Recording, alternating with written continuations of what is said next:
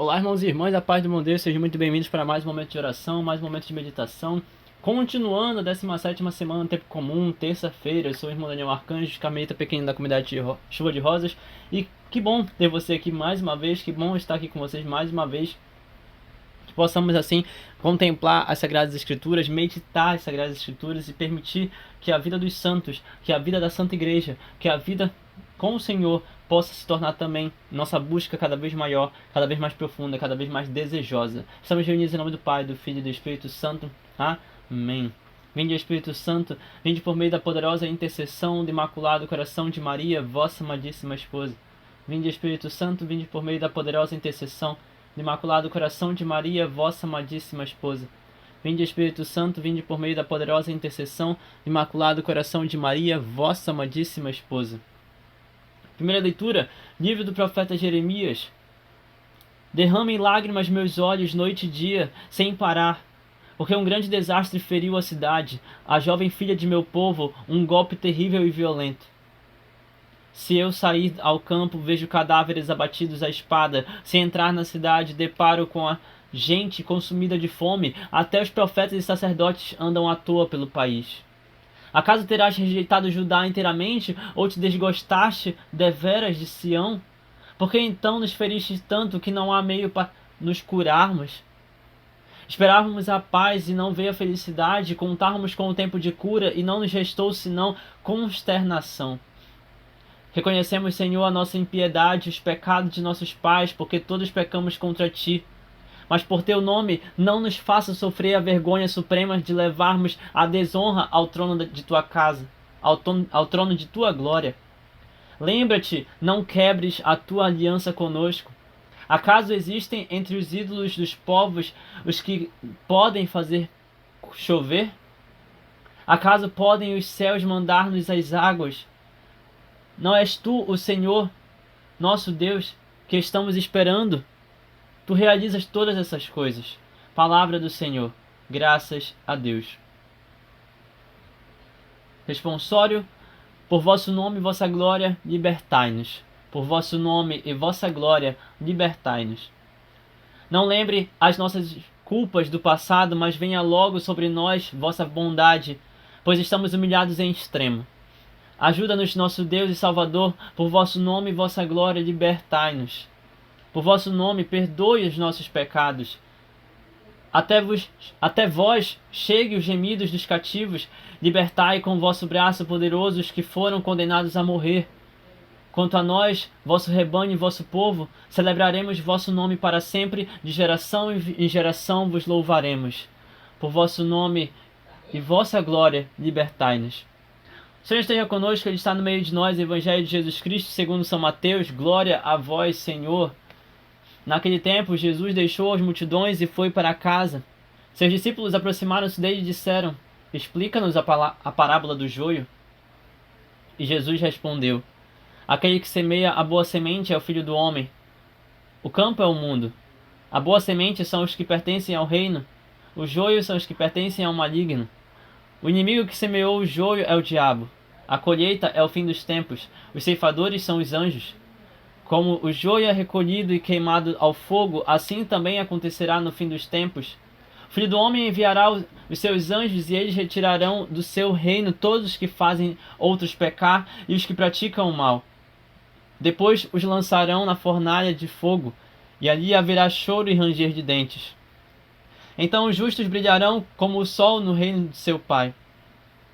Quem tem ouvidos, ouça. Palavra da salvação. Glória a vós, Senhor. Que as palavras do Santo Evangelho perdoem os nossos pecados e nos conduzam à vida eterna. Amém. Meus irmãos e irmãs, assim como ontem, nós continuamos lendo justamente esse capítulo 13 de São Mateus, onde Jesus, a continuação direta da parábola do joio, da parábola do fermento, da parábola do reino dos céus, que é como uma semente do grão de mostarda. Essas três parábolas que foram usadas no domingo passado, domingo retrasado, no domingo retrasado. E aqui nós estamos justamente relendo, a liturgia nos convida a reler. Só que eu queria trazer de modo particular uma outra meditação junto com aquilo que eu já falei, que nós já meditamos aqui 2 domingos atrás, que é justamente a intenção de compreender a parábola do joio, ok? Mas não apenas isso. Enquanto Jesus está explicando que aquele que semeia a boa semente é o Filho de Deus, porque Deus está centrado, ele está assentado em seu trono nos céus, e ali ele observa todo mundo e envia o seu Filho para salvar este mundo. Então, aquele que semeia a semente é justamente o Filho do homem, é justamente Jesus, o Filho de Deus. O campo é o mundo onde nós estamos, o mundo onde nós somos colocados, o mundo onde todo o campo, todo o terreno é preparado para que o semeador possa de fato caminhar, por onde o semeador vai caminhar. Eis o mundo. A boa semente são aqueles que pertencem ao reino dos céus e que assim receberam a palavra de Deus e acolheram em seus corações. Os joios são aqueles que pertencem ao maligno. O inimigo que semeou o joio é o demônio, é o diabo. São os demônios, aqueles que estão no mundo para dividir, para destruir. A colheita é o fim dos tempos. Os ceifadores são os anjos. E é interessante pensar que ceifador, né, reaper em inglês, quase todas as representações de reaper são tratadas como se fosse alguém ruim, como se fosse um espírito maligno, quando na verdade os ceifadores são os anjos. Os anjos enviados pelo próprio Senhor Deus para que no dia do juízo final possam separar aqueles que são os peixes ruins dos que são os peixes bons, como nós escutamos no Evangelho de domingo. Aqueles que são de fato sementes que brotaram para o reino e os que são semente vazia, brotadas pelo joio que pertence ao maligno. Meus irmãos e irmãs, os anjos vão aparecer para ceifar, de fato, a vida de todos aqueles que caminham neste mundo. E eles vão separar os peixes bons e os peixes ruins. Eles vão separar o que é semente de trigo, o que é semente de joio. Eles vão separar, ou melhor, o que não é semente, né? Porque o joio é vazio, não tem semente. Todos aqueles que pertencem ao reino dos céus e aqueles que pertencem ao maligno. O ponto é, durante muito tempo, durante o quê? 2 milênios inteiros, nós estamos falando aqui da vida de Jesus diretamente e nós estamos falando aqui da Igreja de Deus instituída. Durante todo esse período em que nós caminhamos sobre a terra, em que a igreja caminha sobre a terra, enquanto nós meditarmos o evangelho de hoje, eu me lembrava de outro versículo onde Jesus vai dizer: Pedro, tu és pedra e sobre esta pedra eu construirei a minha igreja e as portas do inferno não poderão derrotá-la. As portas do inferno não poderão derrotá-la. As portas do Hades, as portas do abismo, as portas das trevas não vão derrotar a Santa Igreja. E é interessante que depois de 2000 anos cá estamos. E a Igreja de Cristo permanece viva. A Igreja de Cristo continua. E por que eu estou dizendo isso, meus irmãos e irmãs? Porque durante muito tempo impérios ascenderam, caíram, se quebraram. E a igreja permaneceu de pé. Reinos nasceram, foram destroçados, destruídos, se quebraram. E a igreja permaneceu de pé. Isso significa dizer que durante todas as gerações, que em todos os séculos, que em todos os momentos pelos quais nós passamos ao longo da história depois da vinda de Cristo, durante todo esse período, nos últimos 2000 anos, a igreja permaneceu de pé. As portas do inferno não a derrotaram e não vão derrotá-la. Mas reinos caíram. Países nasceram e se desfizeram. Nações construídas e desfeitas. Identidades culturais que existiam e foram destroçadas. E o poder do cristianismo permaneceu de pé. A vida com Cristo permaneceu de pé, continua, perpetua-se até hoje. Cristo, verdadeiramente Deus, verdadeiramente homem, permanece, vive em nossos corações e na Santa Eucaristia até os dias de hoje, com diversos milagres, com a ação do Espírito Santo sendo constante, com a vida mística ainda existindo. Nós assim estamos, nós assim vivemos, nós assim contemplamos o Senhor e permanecemos em Deus.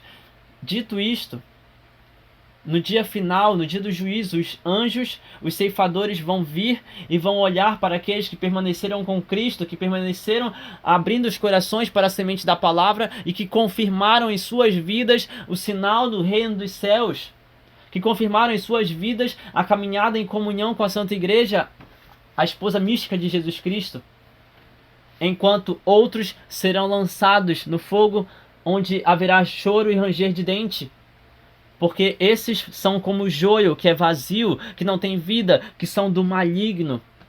Mas o ponto aqui não é falar sobre quem vai permanecer com Cristo e quem não vai permanecer com Cristo. O ponto que eu quero trazer é justamente entender que nós estamos numa geração que precisa se voltar para Cristo para que assim possa permanecer de pé também. Da mesma forma como aconteceu no passado. Da mesma forma como aconteceu nos últimos 2000 anos. Meus irmãos e irmãs, hoje nós relembramos, nós trazemos a memória de 2 papas em particular. Santo Inocêncio, ele foi o 40º Papa da Igreja Católica. Ali no século V, ele era italiano, do século V, né, da Península Itálica. E estamos falando de São Vítor I, do século II, onde ele também foi Papa e ele era de origem africana. E o que eu quero trazer para nós é esse pensamento de que São Vítor I, meu xará, que em latim significa vitorioso, ele era de origem africana. Não importa o lugar, não importa a origem, não importa de onde nós estamos falando, o que importa, o que de fato é importante, é saber que Cristo alcançou e alcança o mundo inteiro, e as portas do inferno não podem derrotar a Santa Igreja, as portas do inferno não vão destroçar os cristãos, nós permaneceremos de pé, porque o Cristo, aquele que venceu a morte, aquele que nos libertou, aquele que nos salvou, é Deus, e é muito mais forte do que todo poder infernal, muito mais forte do que qualquer tipo de poder maligno. E aí o Império Romano caiu, o Império Austro-Húngaro caiu, impérios e mais impérios ali, reinos e mais reinos medievais e por aí vai. Nós estamos falando de reinos absolutistas, nós estamos falando de diversas situações na Europa, na Ásia, na África, nós estamos falando de todas as situações que aconteceram nas Américas. Meus irmãos e irmãs, não importa o lugar, o cristianismo alcançou e está alcançando e continua buscando alcançar esses lugares. E Cristo continua sustentando a sua Santa Igreja, e a Igreja de Cristo permanece de pé 2000 anos depois. A Igreja de Cristo permanece de pé. Então me diz, depois, diante de tantas situações, diante de tantas dificuldades, diante de tantas provações e torturas e perseguições, por que você continua buscando coisas desse mundo, coisas que são vazias, coisas que só representam o joio, coisas que só confirmam que a tua vida é como um joio, quando você pode muito bem ser sustentado pela força de Cristo, quando você pode muito bem permanecer de pé com a força de Jesus, você pode muito bem estar em comunhão com a Santa Igreja.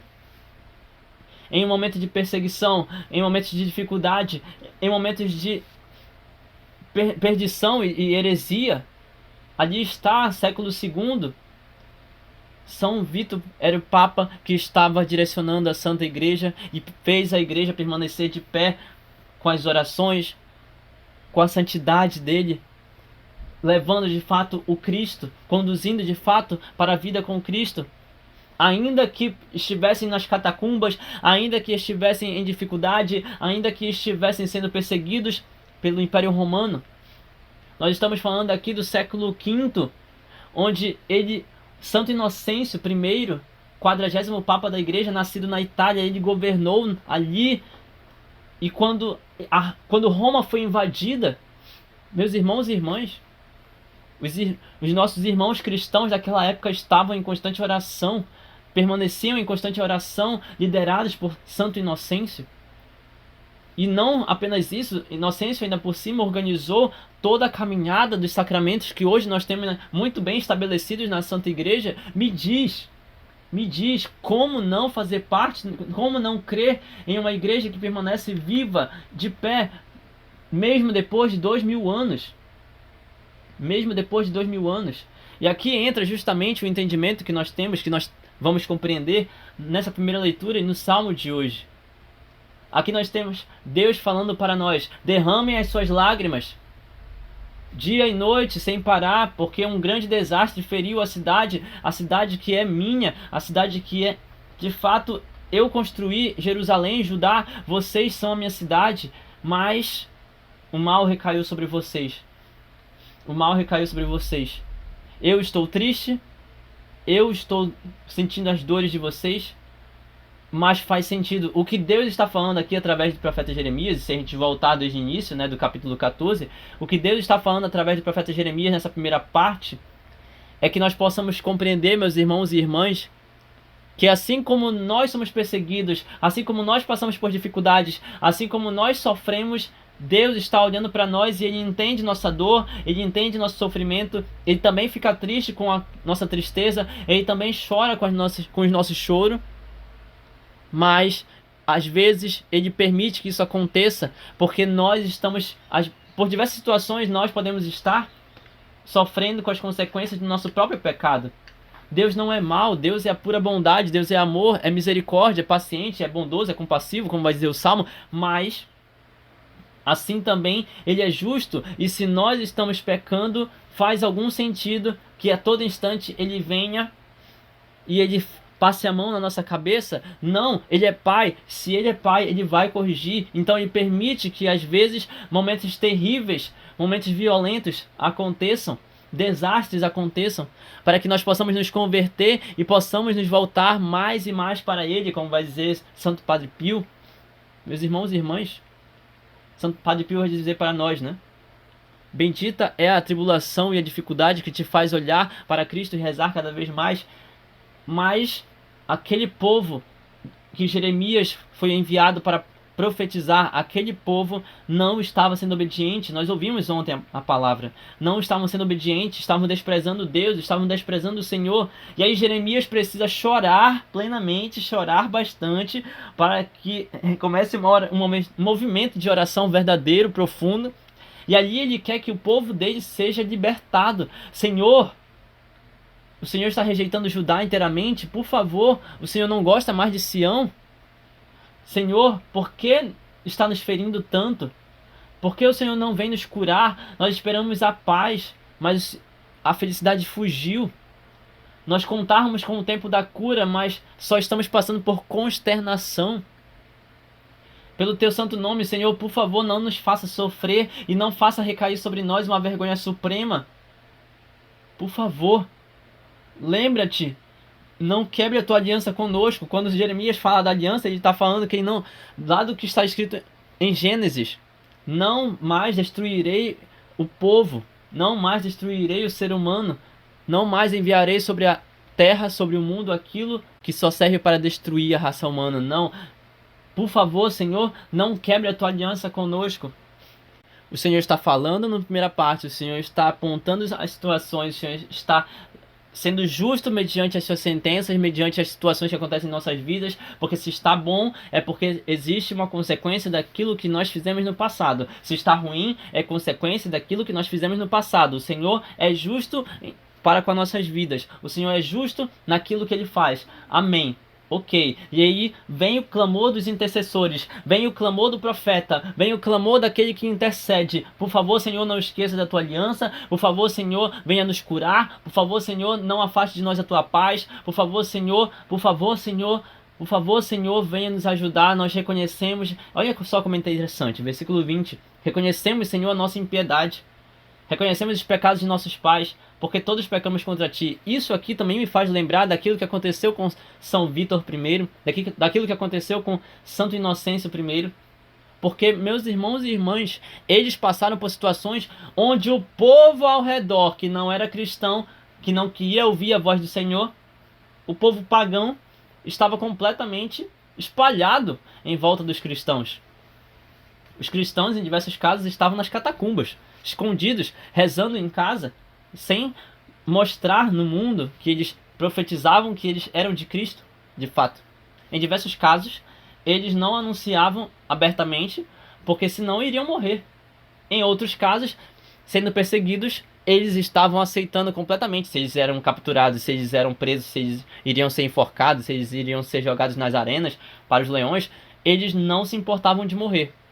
Mas enquanto estivessem vivos, eles estavam nas catacumbas, eles rezavam às escondidas, eles tinham o seu culto cristão, o seu culto de primeiros mártires, primeiros testemunhos de fato, eram dentro das catacumbas e eram na vida do dia a dia, no cotidiano do dia a dia.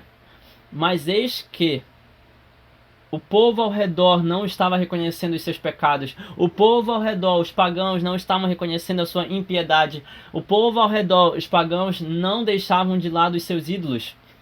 Então, o mal, por diversas vezes, recaía sobre o povo. O mal, por diversas vezes, recaía sobre as situações. Roma foi invadida, o Império Romano caiu. Muitos que estavam naquela situação, inclusive, nesse período, Santo Agostinho, muitos que estavam nessa situação, olhavam e viam a queda de Roma, olhavam e viam os povos sendo destroçados, as pessoas de fato envolvidas em cadáveres abatidos à espada, como vai dizer o versículo 18 da primeira leitura. Muitos ali passando por situações.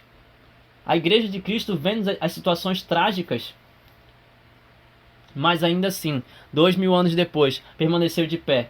Porque Deus havia feito uma promessa, Ele fez uma aliança, não vai destroçar mais o seu povo da forma como Ele fez no dilúvio. Cristo nos salvou, Cristo é quem sustenta a Santa Igreja, Cristo é o Senhor, Cristo é o Deus, Cristo é o nosso Deus. Mas, e é interessante, para finalizar essa meditação, é interessante como Jeremias vai terminar essa passagem da leitura. Versículo 22.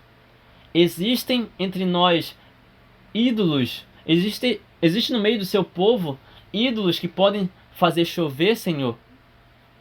Existe no meio do seu povo, acaso podem haver outros no céu que vão mandar as águas, as chuvas? Não, Senhor. És tu quem nós estamos esperando. És tu quem realiza todas essas coisas. Nós reconhecemos isto. Obviamente, meus irmãos e irmãs, uma coisa é Jeremias falar isso sozinho. Outra coisa é o povo inteiro falar isso.